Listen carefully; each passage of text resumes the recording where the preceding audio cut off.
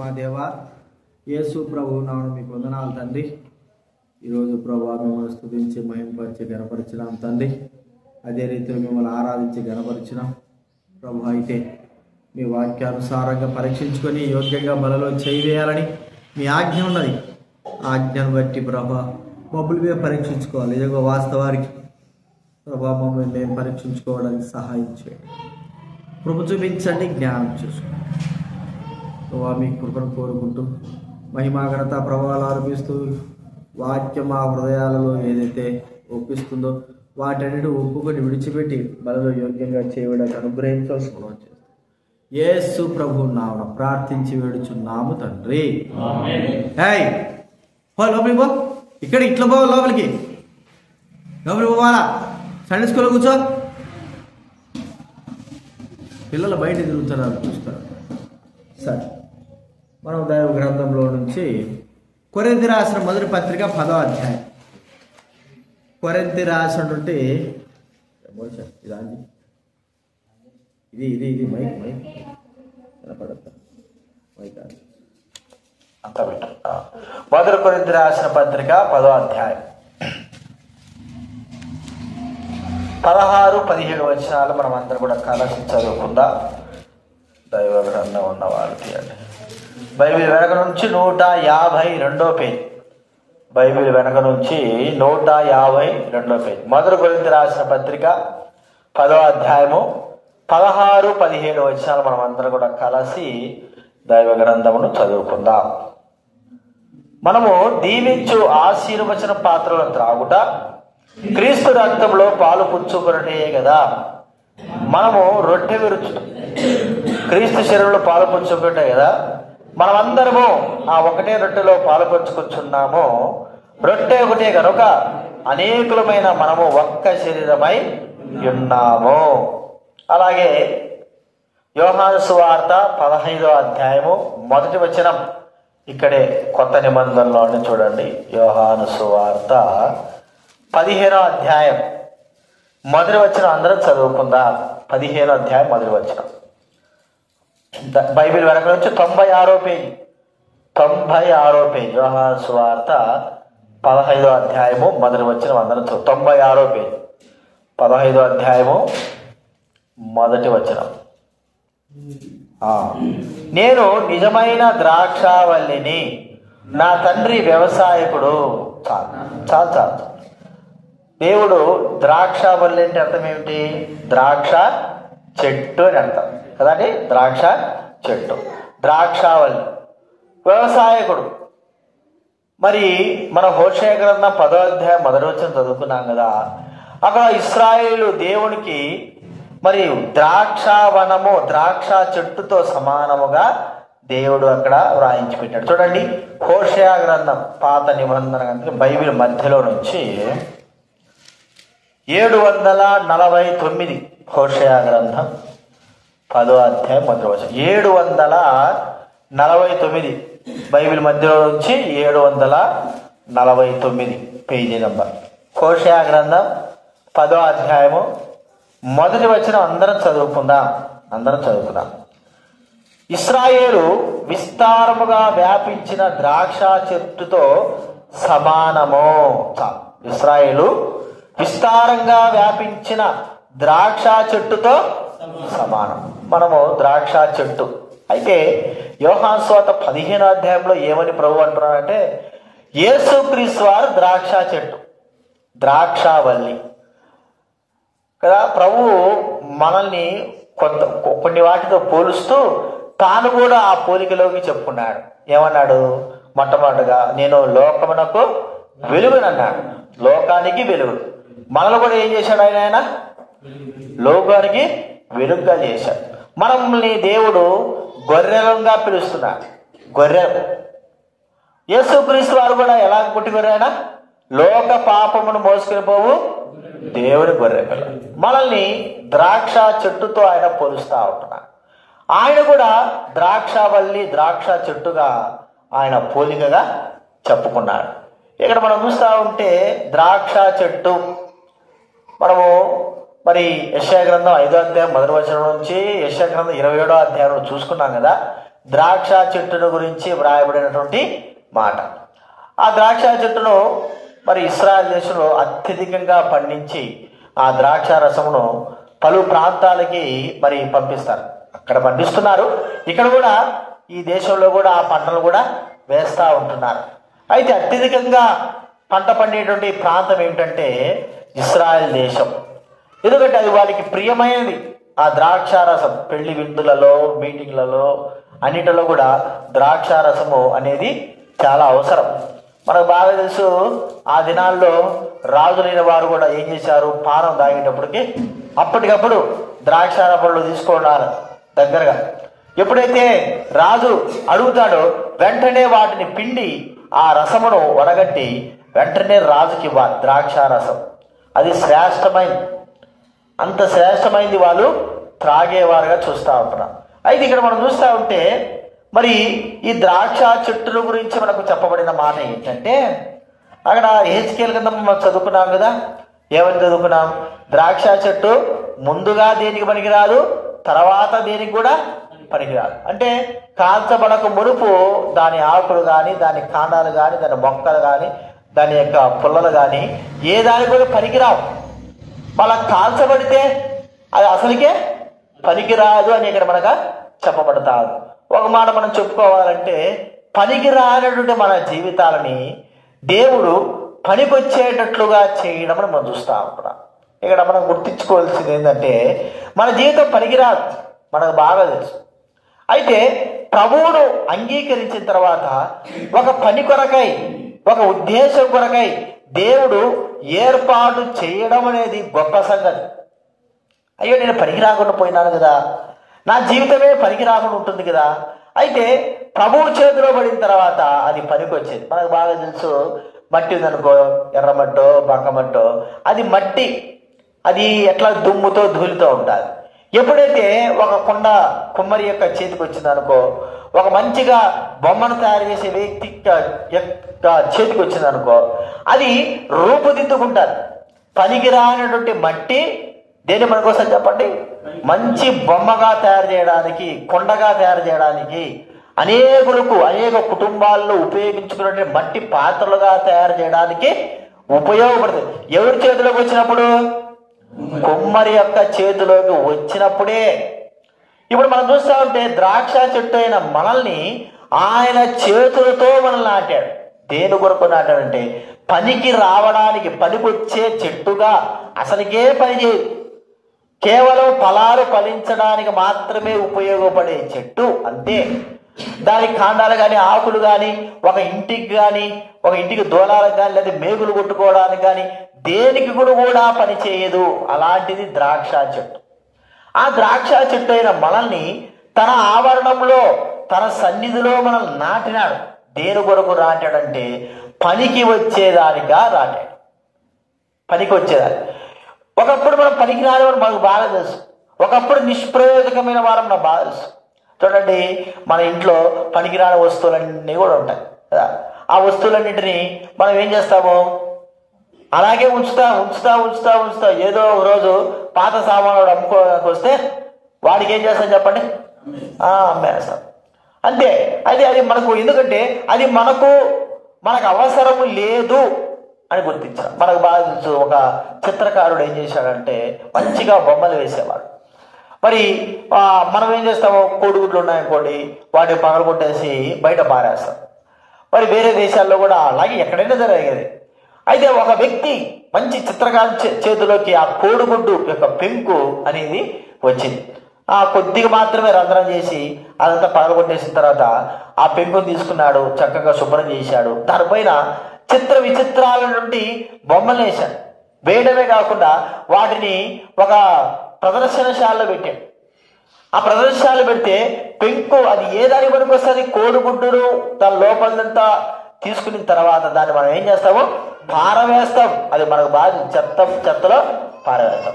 అయితే ఆ చెత్తలో నుంచి మంచి చిత్రకారుని చేతిలోకి వచ్చింది ఏంటి, ఆ కోడిగుడ్డు రావడమే కాదు, దాంట్లో మంచిగా చిత్రం వేయడం ద్వారా దానికి కోడిగుడ్డు ఎంత విలువ చెప్పండి, 7 రూపాయలు అనుకో. పగలగొట్టిన తర్వాత ఇంటికి మన షాపులో అయినా సరే పగిలిపోయింది మనం తీసుకుంటామా? పగిలిపోయి కొద్దిగా చీలికున్నా కూడా తీసుకోము. ఎందుకో అది పగిలిపోతుంది, దాని అవసరం లేదనుకుంటాం. పగిలిపోకుండా ఉండేదానికే ఎక్కువగా మనము విలువిస్తాం. మరి పగిలిపోయిన తర్వాత దేనికి పనికిరా అంటే ఆడ కోడిగుడ్డ యొక్క పెంకు ఒక వ్యక్తి చిత్రకారుడి యొక్క చేతిలోకి వచ్చిన తర్వాత అది విలువైన వస్తువుగా, విలువైందిగా మార్చబడడం మనం చూస్తాం. ఇది మనకు ఎటువంటి విలువ లేదు. మన జీవితాన్ని గుర్తించుకుందాం. అయితే ప్రభువు దగ్గరకు వచ్చిన తర్వాత విలువైన వారంగా చేయబడ్డాం. ఎలాంటి విలువైన వారంగా చేయబడ్డామంటే అది మనమే తెలుసుకోవాలి. ఆయన ఇంట్లో ఉన్న తర్వాత విలువైన బంగారు వస్తువులుగా, విలువైన మట్టి పాత్రలుగా, విలువైన చెక్క వస్తువులుగా, విలువైన వాటిగా దేవుడు పలు విధాలుగా మనలందరినీ చేశాడు. ఏ దాంతో అయితే చేశాడో, మనల్ని మట్టితో చేస్తే మట్టి కుండలాగా చేస్తే మట్టిగా ఉపయోగపడాలా, చెక్కలాగా చేస్తే చెక్కగా ఉపయోగపడాలా, బంగారులాగా చేస్తే బంగారుగా ఉపయోగపడాలా, ఇనుముగా చేస్తే ఇనుముగా. అంతే కదండి. ఇంట్లో ఏముంటాయి చెప్పండి? చెక్క వస్తువులు, బంగారు వస్తువులు, ఇనుము వస్తువులు, మట్టి వస్తువులు, ఇంకా ఎన్నెన్నో అన్నీ ఉంటాయి. అన్నీ కూడా ఆ దేవుడి చేతిలోకి మన ఇంటిలోకి వచ్చిన తర్వాత అన్ని కూడా పనికి వచ్చేవే కానీ పనికి రానివేం కూడా ఉండవు. ఇది మనల్ని పనికి వచ్చేటట్టు ఒక చెట్టుగా దేవుడు నాటినప్పుడు దేవుని కొరకై పనికి వచ్చే వారంగా ఉన్నామా? లేకపోతే ముందుగానే పనికి రాలే, మనం దేనికి పనికి రాలేకపోతుంటున్నాం. ఇప్పుడు కూడా అదే స్థితిలో ఉంటున్నామా? ముందుగా పనికి రాలేకపోయినాము. అయితే దేవుడు మనం రక్షించాడు, విమోచించాడు, కాపాడాడు, తన సన్నిధిలో చేర్చాడు, మనకంటూ ఒక విలువ ఇచ్చాడు, మనకంటూ ఒక నిరీక్షణ ఇచ్చినాడు. ఇప్పుడు పనికొచ్చే వారంగా అయినామా? ప్రియమైన వాట్లరా, దేవుని చేతిలో పడిన ప్రతి వ్యక్తి బహుగా ఉపయోగపడతాడు. దేవుని చేతిలో పడితే బహుగా ఉపయోగపడాల్సిందే. అది పనికిరాదు. ఎప్పటి వరకు ఉపయోగపడాలా? అది జీవితాంతం కూడా ఉపయోగపడేటట్లుగా ఉండాలి. మన జీవితంలో మనం ప్రభువు కొరకై జీవితాంతం ప్రభువు పని కొరకై ఉపయోగపడుతుంటున్నామా? ఈ దినాల్లో దేనికి పనికి వస్తున్నామో, దేనికి పనికి రావడం లేదు. మన జీవితం ఏమైందో అర్థం కాని స్థితిలో మేము ఉంటున్నాం. మన జీవితం ఎలాగుందో అర్థం కాదు. ఏ దానికైనా పనికి వస్తామంటే ప్రభువుకు దేనికి పనికిరాదు. అందుకే విలువ అనేది మనం గుర్తించుకోవాలి. మనకు దేవుడు ఎంత విలువ ఇచ్చాడు. ఒక భక్తుడు అంటాడు, నిజమే కదా, కోడికి విలువ ఉంది. ఆ కోడి సచ్చిన తర్వాత కూడా విలువ ఉంది కదా. చేప విలువ ఉంది. ఆ చేప సచ్చిన తర్వాత కూడా, చచ్చిపోయి ఎండిపోయిన తర్వాత కూడా అంతే విలువ తెలియదా? ప్రతిదానికి విలువ ఉంది. విలువ లేకోకుండా ఏదానికి లేదు, విలువ ఉంది. కానీ మనిషి చచ్చిపోతే ఏ విలువ ఉంది? 50 రూపాయలు కొట్టాడు, పార్వతక్క తల మీద కొట్టేసుకో. 50 రూపాయలు అంటా, నీకే చెప్పి తల మీద కొట్టేసుకుంటున్నా. పార్వతక్క వినపడుతుందా నీకు? 1 రూపాయికి 1 రూపాయి కొట్టావా? 50 రూపాయలు కొట్టావా? చచ్చిపోయిన తర్వాత 50 రూపాయలుగా కొట్టావా? ఏమి లేదు. చచ్చిపోయిన మన శరీరం, మనము మన శరీరానికి ఎంతో విలువ చేసుకొని, ఎన్నో సోకులు చేసుకొని, ఎన్నో విధాలుగా పోషించుకుంటాము. చచ్చిన తర్వాత ఇది దేనికి పనికి రాకుండా పోవడం అనేది చాలా ఆశ్చర్యం.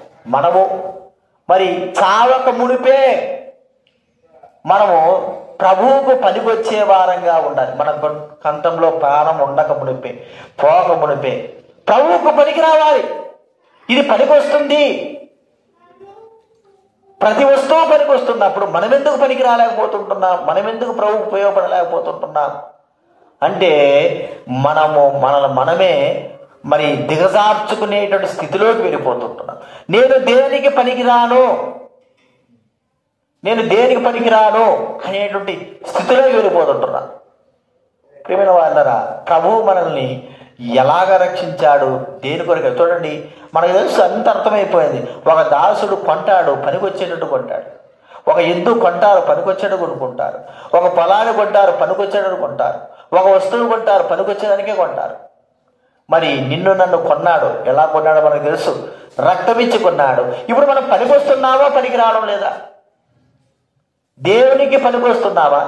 ఇది ఒక పనికి, దేవుడి పనికి మనం చెబితే ఈ దినమంతా కూడా ఉండి మనం ఆ పని చేయగలమా? దేవుడికి నేను పనికి రావాలి, పనికొచ్చాయి. చూడండి, చీపురు కట్ట కూడా, బయట ఊడ్చే చీపురు కూడా ఏమవుతుంది, ఊడ్చేటప్పుడు పొలాలు పోతాయి కదా, పొలాలు ఊడిపోతాయి. ఏం చేస్తారు పొలాల్ని?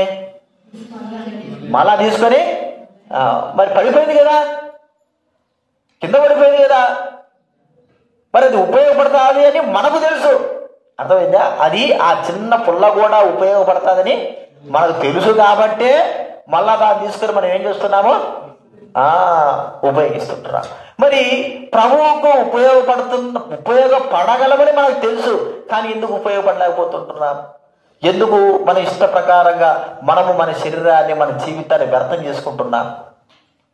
ప్రియమైన వారారా, ప్రభువును ఎక్కువగా ఏ వ్యక్తి అయితే ప్రేమిస్తాడో, ప్రభువు తన జీవితాన్ని ఎప్పుడైతే ఏ మానవుడు గ్రహిస్తాడో, నేను ఏ స్థితిలో ఉన్నాను, ఏ స్థితిలో నన్ను తీసుకొచ్చాడు, ఎలాగ పనికి రాకుండా ఉన్నాను, చెత్తలో పడవలసి ఉన్నాను, నన్ను ఎక్కడ పెట్టారు, ఈ విషయము ఏ మానవుడైతే గుర్తిస్తాడో ఖచ్చితంగా ఆ వ్యక్తి తన జీవితాంతం కూడా ప్రభువుకు ఉపయోగపడేటట్టుగా తన జీవితం అంతా కూడా ఉపయోగించుకుంటాడు. శరీరంలో ఏది కూడా దాచుకోడు.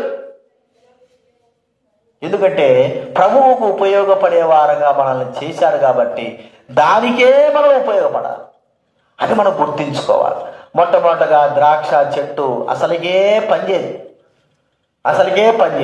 అది ఫలించడానికి నీళ్లు పెడితేనే, ఎండ పెడితే ఎండ కూడా తట్టుకోలేదు. అది నీళ్లు పెడితేనే అది ఫలించిందా సరే, లేకపోతే కొట్టేస్తారు, అంతా తీసేస్తారు.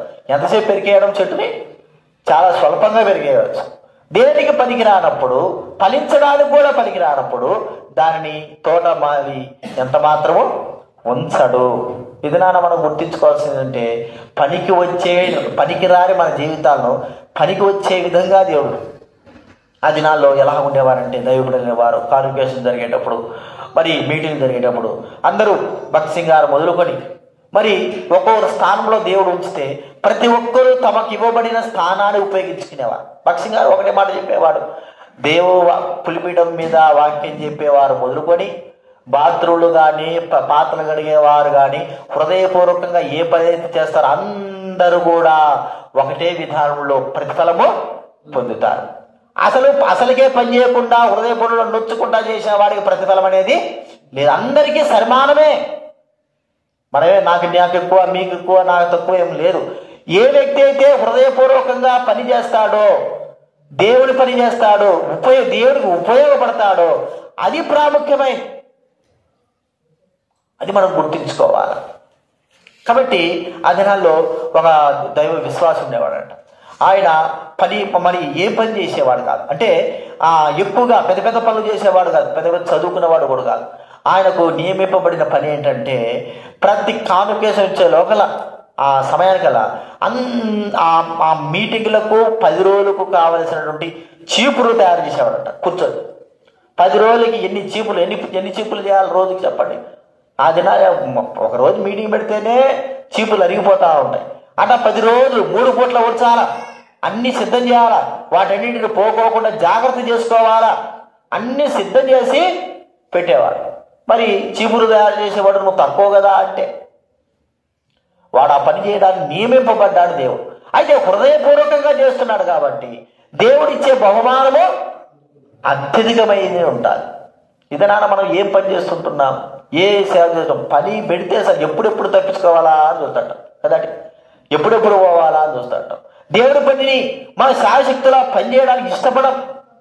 కారణం ఏంటంటే మన శరీరం ఒప్పుకోదు, పని చేయడానికి ఒప్పుకోదు. మరి దేవుడి కోసమే కదా మనల్ని ఏర్పరచుకున్నాడు. దేవుడు తన కోసమే కదా నాటినాడు, తన పని కోసమే, పనికిరాని మనల్ని తన కోసమే కదా నాటాడు. మరి ఆయనకు కాస్తనైనా సరే పని చేయాలి కదా మన సాక్షి ప్రకారంగా. కాబట్టి గుర్తించుకుందాం, దేవుని కొరకు ఉపయోగపడేటువంటి చెట్టుగా మనల్ని చేశాడు అని మనం ఒకసారి గుర్తించుకో. ఉపయోగం లేని వారమైన మనల్ని ఉపయోగపడేటట్లుగా చేశాడు. ఇది మొట్టమొదటి. రెండవదిగా చూస్తూ ఉంటే ఇది చూడండి, యోహాను సువార్త 15వ అధ్యాయం. యోహాను సువార్త 15వ అధ్యాయము 5వ చదవడేనా?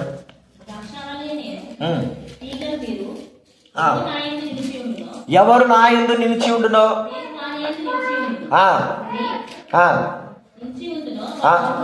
వాడు బహుగా ఫలించును. ఆ, ఆ, చెప్పండి, చూడండి ఇక్కడ ఏమంటున్నాడు? నాకు వేరుగా నుండి మీరేమి కూడా చేయలేరు. దేవునికి వేరుగా ఉంటే మనం ఏం కూడా చేయలేరు. అంటే అర్థం ఏమిటి?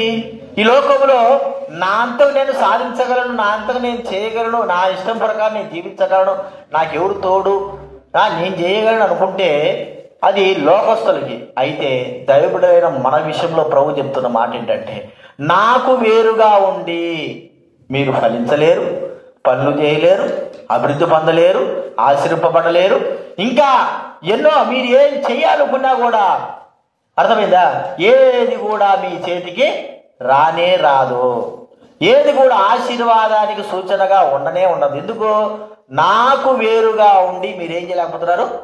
మీరు నాకు వేరుగా ఉన్నారు, నాకే వేరుగా ఉన్నారు, దేవుడికి వేరుగా.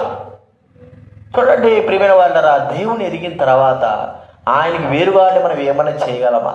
ఈ దినాల్లో విశ్వాసులైన వారు ఎట్లా ప్రవర్తిస్తారంటే, ఆయనకి వేరుగా ఉండి ఏదైనా చెయ్యాలా, ఆయన ఆశీర్వాదం పొందకోకుండా నేను చేయలేనా, నేను కష్టపడలేనా, నేను ఉండలేనా అనేటువంటి తలపు మానవ హృదయాలు వస్తావు. ప్రతిదీ కూడా దేవునికి వేరుగా ఉండి నువ్వు ఏమి నీ జీవితంలో ఏమి చేయవు. ఒకవేళ చేసినా అది ఫలము ఫలించదు, ఆశీర్వాదముగా ఉండదు. ప్రియమైన వాళ్ళరా, దేవునితో మనము కలిసిన వారమై ఉండాలి, ఆయనతోనే కలవాలి. చూడండి, ఏదైనా ఒక బరువు ఉంది, ఆ బరువును మనం మోయలేకపోతుంటున్నాం. బరువును మోయలేనప్పుడు ఇతరుల సహాయం మనము తీసుకోవాలి. ఒక పెద్ద పని ఉంది, ఆ పెద్ద పనిని మనం ఒక్కరమే చేయలేము, ఇతరుల సహాయము తీసుకోవాల్సిందే. అంటే మనకు మించినది ఉండి కూడా అవి మనంతకు మనం ఏమి కూడా చేయలేము, సహాయం అవసరం. ఆ సహాయమే ప్రభువైన దేవుడు. దేవుడి సహాయం చేయకోకుండా, దేవుడు నీకు తోడుగా ఉండకోకుండా, దేవుడి యొక్క సహాయం పొందకోకుండా నేను ఏమైనా చేయగలమా అంటే ఏమి చేయలేము. అంతా కరెక్ట్గా ఈ దినాలు అలాగే చేయాలని కోరుకుంటున్నారు. నేను చేయలేమా, మేం చేయలేమా అని ప్రభు సన్నిధికి రాలేక ఇష్టపడలేకపోతుంటున్నారు. ప్రభు సహాయాన్ని కోరుకోలేకపోతుంటున్నారు. ప్రభు యొక్క సహాయములకు అందించలేకపోతుంటున్నారు. సొంత తలంపులు, సొంత ఆలోచనలు ఇవన్నీ జరిగించి నష్టము. ఎంత నష్టం అంటే తీర్చుకోలేనంత నష్టం. ప్రియమైన వాళ్ళరా, ఒక్కసారి గుర్తించు, ప్రభువుకు వేరుగా ఉన్నావా? నేను ఫలించాలి అంటే వేరుగా ఉండడానికి వీళ్ళే. దానికి ఒక సూచన ఏంటంటే, ఒక మామిడి చెట్టు ఉంది, మనకు బాగా తెలుసు. ఆ చిన్న మొక్క పడి దానికి అంటు కడతారు కదండి. అంటు కట్టిన అనుభవాన్ని మనం ఒకసారి గుర్తు చేసుకుందాం. అంటు కడతారు ఎలాగా? దాన్ని ఏదో ఒక కొమ్మ తీసేసి మంచి చెట్టు, ఆ ఫలాలు ఇచ్చేటువంటి తీపైన చెట్టు, మంచి ఫలాలు ఇచ్చేటువంటి చెట్టు యొక్క కొమ్మలు తీసుకొచ్చి ఆ చెట్టుకి, పిల్ల చెట్టుకి ఏం చేస్తారు? అంటు కట్టేస్తారు. కొద్దిగా చించేసి దాంట్లో అది ఆ కొమ్మను పెట్టేస్తారు. ఇప్పుడు అలాంటి యొక్క అనుభవము లేకపోతే, అంటే అదే క్రీస్తు అనుభవం. క్రీస్తులో నువ్వు లేకపోతే, క్రీస్తుతో నువ్వు లేకపోతే నువ్వు ఏవి కూడా ఫలించనే ఒకవేళ ఫలిస్తావు. ఎట్లుంటావు చెప్పండి? పుల్ల ద్రాక్ష లాగా, దేనికి పనికిరాని వాడలాగా. ఆ ఫలాలు ఫలించినా కూడా ఫలితం లేని వాళ్ళ, ఈ చెట్టు దేనికి పనికిరాదురా నాయన అనేటువంటి స్థితిలోకి మనం వస్తాం. ఫలము రావాలి, ఫలించాలి, అభివృద్ధి పొందాలా అంటే ప్రభువుతో మనము అంటుకట్టబడిన వారంగా, ఆయనతో మనం ఉండే వారంగా ఉండాలి. ఆయనతో ఉన్నామా? ఆయనకు వేరుగా మనం ఏమైనా చేస్తుంటున్నామా? గుర్తించుకుందాం. దేవుడికి వేరుగా ఉండి నేను ఈ లోకంలో ఎంతటి వాడైనా సరే ఏమీ చేయలేడు. లోకంలో మరి ఎంతగా ఉన్న వ్యక్తినే సరే ఆయనకు వేరుగా ఉండి ఏ వ్యక్తి ఏమీ చేయలేడు. మరి నేనంత గొప్ప గొప్ప వాళ్ళే ఆయనకు వేరుగా ఉండి ఏం చేయలేకపోతే నేనంత అండి. అందుకే ప్రభువుతో మనం ఏం చేయాలా? అంటు కట్టబడిన వారంగా ఉండాలా. నేను ఎందుకు అడ్డుకట్టబడతాను? నాకేం అవసరం ఉంది? నాకు ఎవరి సహాయం అవసరం ఉంది అంటే ఖచ్చితంగా ఒకరి సహాయం ఒక దినాన మనకు అవసరం కదండి. నేనే అనుకుంటాను, నేను ఒకరిని మోస్తాను, ఇద్దరు పట్టుకుంటాను అంటానే. ఇప్పుడు నన్నే 2 కట్టెలు పట్టాల్సి వస్తాను కదా. కర్ర ఎందుకు నాకు అనుకుంటే ఆ కర్రలే నాకు ఏమైపోయినాయి? ఇప్పుడు ఆధారం అయిపోయినాయి. ప్రభు ఎందుకు నాకు? మరి ప్రభు యొక్క సహాయం ఎందుకు, నాకెందుకులే అనుకుంటే ఒక దినాన ప్రభు లేకపోతే నువ్వేం చేయలేవు. అది మనం గుర్తించుకోవాల్సిన వారంగా ఉంటున్నాం. దైవ గ్రంథంలో ఎంతో మంది ఎన్నో రీతులుగా ప్రభువు లేకపోతే వారు ఏమీ చేయలేకపోయినారు, వారికి విజయం కలగలేకపోయింది, వారు మరి నిస్సహాయులై ఉన్నారు. మనకు బాగా తెలుసు సౌలు విషయంలో గమనిస్తే సౌలు ఎంతో మందిని జయించినాడు కదండి, ఎంతో మందిని జయించినాడు. ఫిలిష్తీయులు జయించాడు, అమ్మోనీయులు జయించాడు, మోయాబీయులు జయించినాడు. చెప్పడానికి వీళ్ళు ఎంతమందికి దగ్గరికి ఖడ్గం తీసుకోబోతే అందరం చంపేశాడు. అట్టడోడు ప్రభువు తనకు దూరం అయిపోయేలాకలా, ప్రభువు తనతో మాట్లాడలేకపోయేలాకలా, ప్రభువు తనతో లేకపోవడం, వేరుగా ఉండడం, ప్రభువే తనకు వేరుగా ఉండడం ద్వారా ఏమైపోయాడు చెప్పండి, అంత సైన్యము అంత బలగం ఉన్నవాడు కూడా భయపడిపోయి భీతి చెంది చచ్చిపోయినాడు. కారణం ఏమిటి?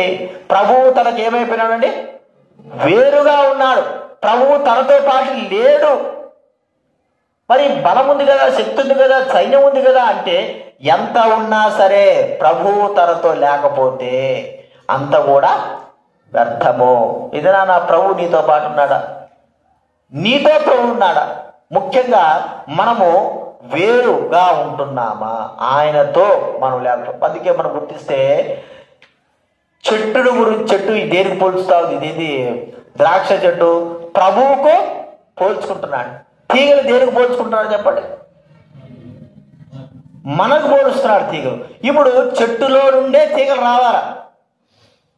తీగలకే ఫలాలు ఉంటాయి, చెట్టుకు ఫలాలు కాదు నేను చెప్పేది. ఈ విధానంలో ద్రాక్ష చెట్టును గురించి ఆలోచిస్తే చెట్టు ప్రభువైన యేసుక్రీస్తు వారు, ఆ చెట్టుకున్న కొమ్మలు తీగలు అనేవి ఎవరు? మనం. ఇప్పుడు మనం ఫలించాలి అంటే చేయబడాల్సింది ఈ చెట్టుతో అంటు కట్టబడి చెట్టులో నుంచే ఉండాలా, చెట్టులో నుంచే సారం రావాలా. చెట్టులోంచి లేకపోతే ఏం కూడా రాదు. మనకు బాగా తెలుసు, చెట్టు ఉంది, పైనుంచి కొమ్మలు ఉన్నాయి, కొమ్మలకి కింద నుంచే సారం వస్తుంది. చిన్న చిన్న కొమ్మలు మొదలుకొని ఆకులతో సహా ఎక్కడి నుంచి సారం రావాలండి? కింద నుంచి రావాల్సిందే, చెట్టు నుంచి రావాల్సిందే. ఆకులు మేము బాగున్నాం, పచ్చగా ఉన్నా అంటే కింద నుంచి వచ్చింటేనే ఆకులు పచ్చగా ఉన్నాం. ఆధారం వేరుగా లేవు, అంతా కూడా అతకబడినవిగా ఉన్నాయి. ఒక్క కొమ్మ మన బాగా తెలుసు, చెట్టులో ఒక కొమ్మ విరిచేసి కొద్దిగా అటు అతికించి పెట్టాడు, ఒక రకంగా తోలు అతికించి పెడితే 2 రోజులు బాగానే ఉంటుంది, తర్వాత చచ్చిపోతాడు. వేరే అయిపోయింది. ఇప్పుడు అది విరిగి విడచబడింది, దాంట్లో లేదు. ఇప్పుడు నువ్వు క్రీస్తులోకి వేరైపోతే నీ పరిస్థితి ఏంటి? వేరుగా నువ్వు జీవిస్తే నీ పరిస్థితి ఏమిటి? ప్రియమైన వారలారా, వేరుగా ఉంటే విరిచివేయబడినప్పుడు ఈ తీగలు కూడా ఫలించలేకపోవడం అర్థం ఏంటంటే ఎండిపోతాయంటే ఈ చెట్టులో నుంచే సారం దానికి లేకపోవడం ద్వారా ఆ తీగలు ఏమైపోతాయి?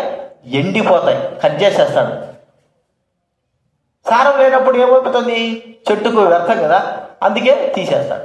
ఇప్పుడు దానికి అర్థం ఏంటంటే ప్రభువులో నుంచి మనము వేరుగా ఉన్నాము, మన ఇష్ట ప్రకారంగా జీవిస్తున్నాము, మన జీవితాంశానికి. అందుకే ఆ చెట్టు ఏమైపోతుందంటే ఎండిన స్థితిలోకి నిదానంగా వస్తుంది.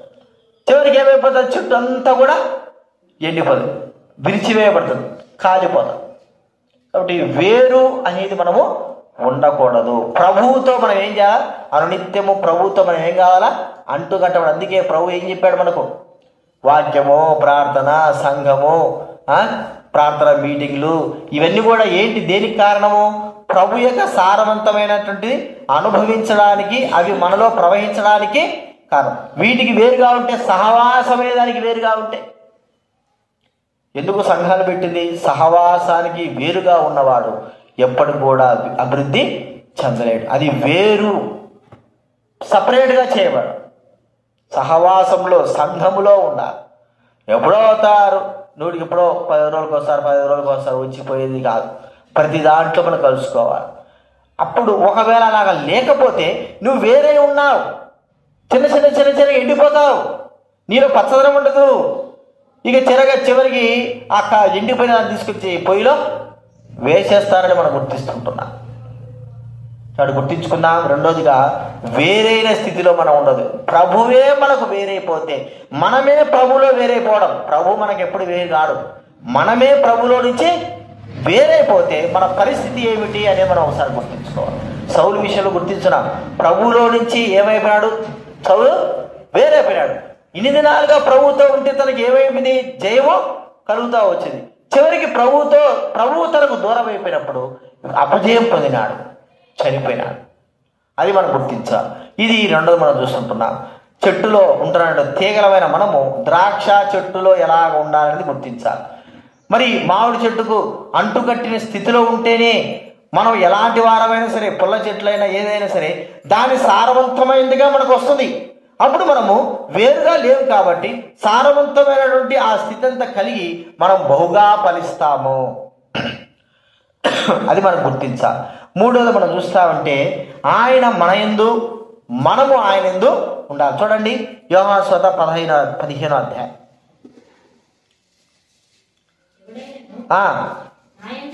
నా యందు నిలుచుండును,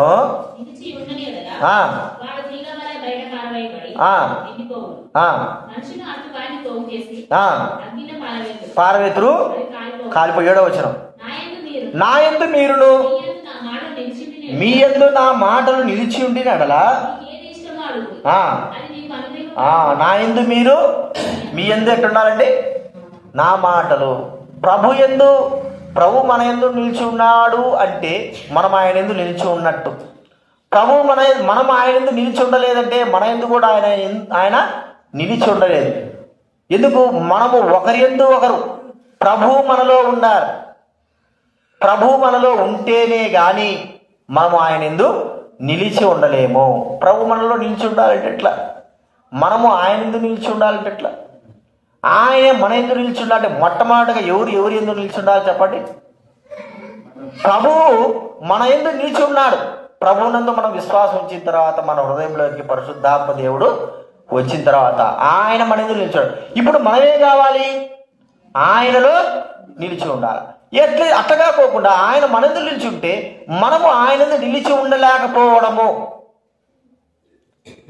అనేది మనం గుర్తించుకోవాలి. మనం ఆయన యందు నిలిచి ఉంటున్నామా? ఆయనకు వేరుగా ఉంటున్నామా? మనం ఆయనలో ఉంటున్నామా? ఆయన యందు నిలిచి ఉన్నవాడు బయట పారవేయబడడు. ఆ వ్యక్తిలో దేవుని యొక్క సారవంతమైనటువంటి చెట్టు, సారవంతమైనటువంటి మరి ఆ సారము ప్రవేశించి బహుగా ఫలించడానికి కొరకై ఏర్పాటు చేయబడతాడు. ఇది ఫలించలేకపోతున్నామంటే అర్థం ఏమిటంటే మనము ఆయన యందు నిలిచి ఉండలేదు. ఫలిస్తున్నావా? ఏమిటి ఫలాలు? కేవలమైన మనము ప్రభు యొక్క ఫలాలు ఫలిస్తున్నామా? ఫలాలు పలు విధాలు చెప్పుకోవచ్చు. మనకు తెలుసు, ఆత్మ ఫలాలు చెప్పుకోవచ్చు. అంత మాత్రం కాదు, అభివృద్ధిని గురించి చెప్పుకోవచ్చు. మనలో ఎంతవరకు అభివృద్ధి ఉంది, ఎంత ఫలాలు ఫలిస్తుంది. ఇప్పుడు చూడండి, మన ఎదురు మామిడి చెట్టు ఉంది, అది బాగా పూత పోసి నీళ్ళు పెడుతుంటున్నా దానికి తగ్గట్టుగా అది ఏం చేస్తుంది? కాయలు కాస్తా ఉంది. నీళ్ళు పెట్టినంత ఇప్పుడు 4 రోజులు 6 రోజులు నీళ్ళు పెట్టాల, అయినా కూడా అది నీళ్ళు పిలుచుకునేట్టు ఉండాలి. ఆ కాలువలో నీళ్ళు వస్తున్నట్టు నాకు అనిపిస్తూ ఉంది. కాలువలో నీళ్ళు పెద్ద చెట్టు కదా, వేళ్ళన్నీ పోయింటాయి. ఫలాలు ఎంత ఫలాలు వేసింది, దానికి తగ్గట్టుగా అది ఫలాలు కాస్తా ఉంది. మనము ఫలాలు కాసే వారంగా, ఫలాలు ఫలించే వారంగా ఉండాలి. ఇది ఎట్లా చూపిస్తుంది? ఎట్లా అంటే మనం ఫలాలు ఫలిస్తుంటే మన జీవితము దేవునికి సంతోషదాయకమైన ఉండడమే ఫలాలు కాయడం. అంటే ప్రభువుకు ఇష్టకరమైన జీవితం కలిగి ఉండడమే ఫలాలు. అది లేకపోవడమే దేవునికి బాధాకరం. మన బాధ తెలుసు, అంజూరపు చెట్టుల గురించి మన బాధ తెలుసు. అంజూరపు చెట్టు యేసుప్రభు వారు దూరంగా చూస్తే అంజూరపు చెట్టు యొక్క ఫలాలు కాసి ఉంటుందని ఆకులు చూసి ఆయన వచ్చినప్పుడు అక్కడ ఫలాలు లేకపోవడం, ఆయన ఎంతో ఆనందంతో సంతోషంతో అక్కడికి వస్తే, అక్కడికి వచ్చిన తర్వాత ఆయనకు నీరసము బాధ కలిగించేసింది. ఆ చెట్టు ఫలాలు లేవు, పైకి చూపుడుకు మాత్రమే ఉంది, అందరినీ మెప్పించేటట్లుగా ఉంది, జీవితం మాత్రము శూన్యము. ఈ దినాల్లో మన జీవితాలు కూడా అలాగే ఉంటున్నాయా? ప్రభు యందు మనం నిలిచి ఉండలేదు కాబట్టే మనము ఫలించలేకపోవడం అని మనం గుర్తించుకోవాలి. ఫలాలు ఉంటున్నాయా? ఆత్మ ఫలాలు, దైవికమైన ఫలాలు, ప్రభు సంతోషము కలిగించేటువంటి జీవితం మనలో ఉందా? ఒకరు మనం గుర్తించుకుందాం, 100% అయినా సరే దైవబడైన వారు మనల గురించి, మన జీవితాన్ని గురించి సంతోషించాలా. అదే ఫలంలో ఒక భాగం. ఇక 30 భాగము ప్రభువును సంతోషపెట్టే విధానం. మనం ఒక భాగమే చేయలేకపోతుంటున్నాము, ఇక మిగతా భాగం మనం ఎట్లా చేస్తాం? అంటే మనల్ని గురించి మనం ఫలిస్తున్నామంటే వాడి అర్థం ఏంటంటే, మనం ప్రభువుకు ఇష్టంగా నడుచుకుంటున్నప్పుడు దైవబిడ్డలు కూడా గుర్తిస్తారు, ఒరే ఈ వ్యక్తి చక్కగా నడుచుకుంటున్నాడు, దేవుడికి ఇష్టంగా నడుచుకుంటున్నాడు, ఫలిస్తూ ఉంటున్నాడు, అందులో కాస్త కూస్తో కొంతైనా సరే ఫలవర్తమంగా రావడానికి ఉంటున్నాడు అని గుర్తిస్తారు. మరి దైవబిడ్డలకే గుర్తించినప్పుడు దేవునికి మనం ఎలా ఉండాలి చెప్పండి? దేవుని దృష్టిలో సగం అట్లా ఉన్నా సగం ఇట్లున్నా మనుషులు గుర్తించకపోయిండొచ్చేమో, కానీ దేవుడు మాత్రం మన విషయంలో ఖచ్చితంగా గుర్తిస్తాడు, ఎంతవరకు ఫలిస్తూ ఉంటున్నా. అందుకే మనం చూసినాం యెషయా గ్రంథం 5వ అధ్యాయం 27వ అధ్యాయంలో ఏం చేస్తున్నాడు? నీరు పెడుతున్నాడు, ఎరువు వేస్తున్నాడు, చుట్టూ పాత దూరుతుంటున్నాడు, రాళ్ళు ఏరేస్తున్నాడు, చుట్టూ కంచె వేసినాడు. ఇన్ని చేస్తే ఏ కాలేదంటే అది ఫలించిందే. ఎక్కడి ఫలాలు ఫలించిందే? కారు ద్రాక్ష, పనికి రాని ద్రాక్ష. ఆ ఫలించడం ద్వారా ఆ ఫలాల వలన ఫలము లేదు, పనికి రాకుండా పోయినాయి. ఫలించింది, పనికి రాకుండా పోయినాయి. తినడానికి కూడా వీలు లేనటువంటి ద్రాక్షాలుగా చేయబడ్డాయి. కాబట్టి మనం గుర్తించుకుందాం, ప్రభువులో మనం ఉండాలా, మనలో కూడా మనం పరీక్షించుకుందాం. అందుకే అపోస్తలుడు పౌలు అంటాడు, మీలో మీరు విశ్వాసం గలవారై ఉన్నారో లేరో మిమ్మల్ని మీరే పరీక్షించుకోండి. మీలో ఎంతగా విశ్వాస జీవితం ఉంది, ఎంతగా ఫలింపు జీవితం ఉంది, ఎంతగా ప్రభువుగా ఫలిస్తుంటున్నారు, ఇది మిమ్మల్ని మీరే పరీక్షించుకోండి. చెప్పాల్సిన అవసరం లేదు. సంవత్సరాలు పరీక్షించుకోవడం అంటే అర్థం ఏంటంటే, సంవత్సరాలు జరుగుతుంటున్నాయి, ఎంత ఆత్మీయమైన అభివృద్ధి కలిగిన వారంగా ఉంటున్నాం, అదే మనం చూసుకోవడం. ఎంత ఆత్మీయంగా ప్రభువుకు దగ్గర అవుతుంటున్నాం, అదే మనం చూసుకోవాలి. ఎంతగా ప్రభువుకు మరి ఉపయోగపడే వారంగా, ఇష్టకరమైన వారంగా, ఇష్టకరమైన జీవితం జీవిస్తుంటున్నాం, మనకే తెలిసిపోతుంది. మనం ఇష్టంగా జీవిస్తా అంటే మన హృదయం సంతోషంగా ఉంటుంది. ప్రభువుకి ఈరోజు నేను ఎంతో సంతోషకరమైన కార్యములు చేశాను. మరి అలాగ లేకపోతే, అందుకే మనమే ఏం చేయాలంటున్నాడు? పరీక్షించుకొని. అందుకే ఈ 3వ విషయం మనం గుర్తించినాము. ఈ 300 విషయం ఇంకా ఎన్నో ఉన్నాయి ఈ ద్రాక్ష చెట్టు విషయంలో. 4వది మనం చూస్తూ ఉంటే, ఈ ద్రాక్ష యొక్క చెట్టు విషయం గమనిస్తే చూడండి, న్యాయాధిపతులు 9వ అధ్యాయం, న్యాయాధిపతుల గ్రంథం 9వ అధ్యాయం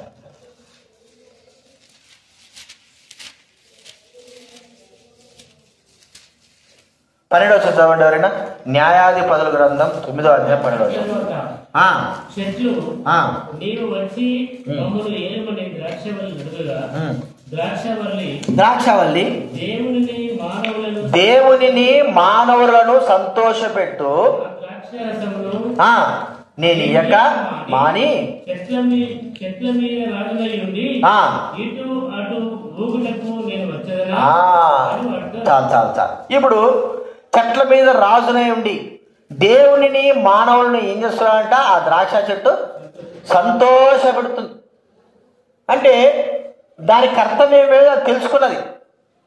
అధికారము, లేకపోతే లోకంలో పరువు ప్రతిష్టలు, లేకపోతే లోకంలో మనము గొప్పగా జీవించాలా, లేకపోతే వేరే విధానం మనం ఆలోచిస్తే ఆ విధానంలో జీవించడానికి కాదు. ద్రాక్ష చెట్టు అనుకుంటుంది ద్రాక్ష చెట్టు అనుకుంటుంది, నేను దేవుని మానవుల్ని నా మధురము ద్వారా, నా ద్రాక్ష పళ్ళ ద్వారా, ద్రాక్ష రసము ద్వారా వాళ్ళని ఏం చేయాలి? నేను సంతోషపెట్ట. అదే నా పని, ఇంక వేరే పని లేదు. నా పని ఏంటంటే దేవుడిని మానవుల్ని సంతోషపెట్టే జీవితం. ఇప్పుడు మన జీవితం ఏమిటి? దేవుణ్ణి మానవుల్ని దుఃఖపరిచే జీవితం, అంతేనా? దేవుణ్ణి మానవుని ఏం చేసేది జీవితం? కనీసం ఒక్కరినైనా సంతోషపెట్టే జీవితం ఉందా అంటే, ఇటు దేవుని సంతోషపెట్టలేకపోతున్నా, ఇటు మనుషుని సంతోషం. జీవితమే దుఃఖ జీవితం. చాలా మంది త్రాగుడికి అలవాటు అవుతారు, తాగుతూ ఉంటారు. తాగేది మరి వారు ఎట్లుంటారు చెప్పండి? కుటుంబంలో నా దిక్కు చూడాలి. కుటుంబంలో ఏం చేస్తారు? వారు కుటుంబాలను బాధ పెడతారు, లోకస్తుల్ని బాధ పెడతారు. అందరూ కూడా బాధలు పెట్టేవారుగా ఉంటారు. కుటుంబం అంటే త్రాగుడుకు అలవాటైపోయిన తర్వాత, లోకంలో గంజాయిలకు అలవాటైపోయిన తర్వాత వారు ఎట్లా ఉంటారంటే కుటుంబాలు బాధ పెట్టేవారుగా, లోకాన్ని బాధ పెట్టేవారుగా ఉంటారు. అని వారి జీవితము ఇద్దరిని, అటు దేవుని బాధ పెడుతున్నారు, ఇటు మనుషుల్ని, కుటుంబస్తులు కూడా వాళ్ళు ఏం చేస్తున్నారు, బాధ పెడుతుంటున్నారు. అది మనం లోక విషయమే చూస్తూ ఉంటున్నాం. బాధ పెడుతున్నారు. ద్రాక్షారసం ఏం చేస్తూ ఉంది? ద్రాక్ష చెట్టు సంతోషపరుస్తూ ఉంది, హృదయాన్ని సంతోషపరిచేది. ఎప్పుడైతే ఎలాగ సంతోషపరుస్తాము అంటే మనము ప్రభువుతో కలిసినప్పుడు మాత్రమే సంతోషంగా ఉంటాము.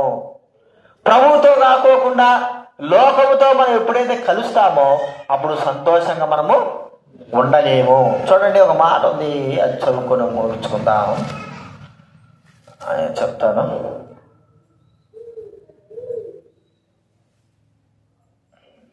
ద్రాక్షారసము 49, యెషయా గ్రంథం 49వ అధ్యాయం 26 చదవండి ఎవరైనా. యెషయా గ్రంథం 49:26.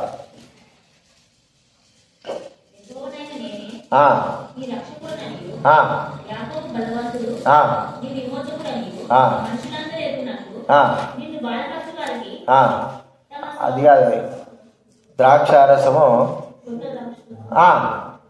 చదవండి.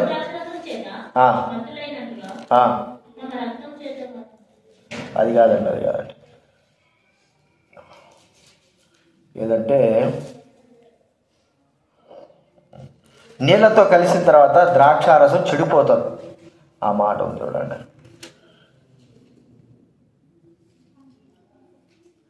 నీళ్ళతో కలిస్తే ఆ ద్రాక్షారసము యెషయా గ్రంథం 1:22 చదవండి. యెషయా గ్రంథం 1:22. యెషయా గ్రంథం 1వ అధ్యాయం ఇదే. యెషయా గ్రంథం 1:22 చదవండి ఎవరైనా.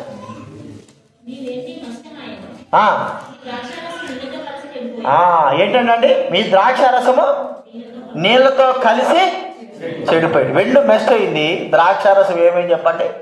నీళ్ళతో కలిస్తే ఏమైపోతుంది? ద్రాక్షారసము చెడిపోతుంది. చెడిన వాసన కొట్టేదిగా మనం చూస్తూ ఉంటున్నాం. అంటే అర్థం ఏమిటి? మధురంగా ఉండవలసినటువంటి ద్రాక్షారసము ఒక నీటి చుక్క ద్వారా ఏమైపోయినట్టు చెడిపోతుంది. ఆ దినాల్లో ఎట్టుండేది మరి? జబ్బు రసము, మంచి రసాలు ఉండేవి. అంటే మంచిగా అప్పటికప్పుడు తీసినట్టు రసాలను పోసేవారు. జబ్బు రసం అంటే అర్థం ఏమిటి? నీళ్ళు కలుపుతారు. ద్రాక్షారసంలో ఏం కలపాలా? నీళ్ళు కలపాలి. నీళ్ళు కలిపితే అది ఏమవుతుంది? బాగానే ఉంటుంది కానీ కొద్దిగా జబ్బు చేస్తుంది.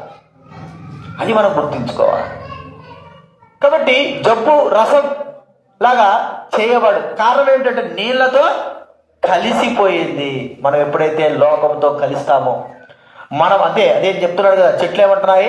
మా మీద వచ్చి ఏలంటే మీ మీద ఏలడానికి కాదు, లోకంతో ఉండడానికి కాదు. దేని కొరకు? నేను నా దేవుణ్ణి, మనుషుల్ని ఏం చేయాలనుకుంటున్నాను? సంతోషపెట్టాలంటే ఈ నీళ్లతో ఏం కావాలకూడదు? ద్రాక్షారసము కలిసిపోకూడదు. ఇది నాలో దానికి కారణం అదే. మనము దేవుణ్ణి, మనుషుల్ని సంతోషపెట్టలేకపోవడానికి గల కారణము మన జీవితంలో దేవునితో కలుస్తుందంటే లోకముతో కలుస్తూ ఉంది.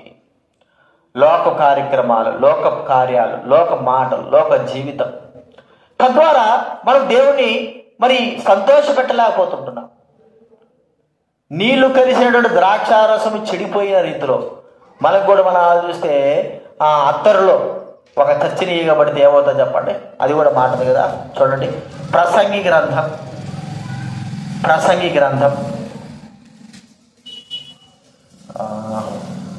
10వ అధ్యాయం 1వ వచనం చదవండి ఎవరైనా.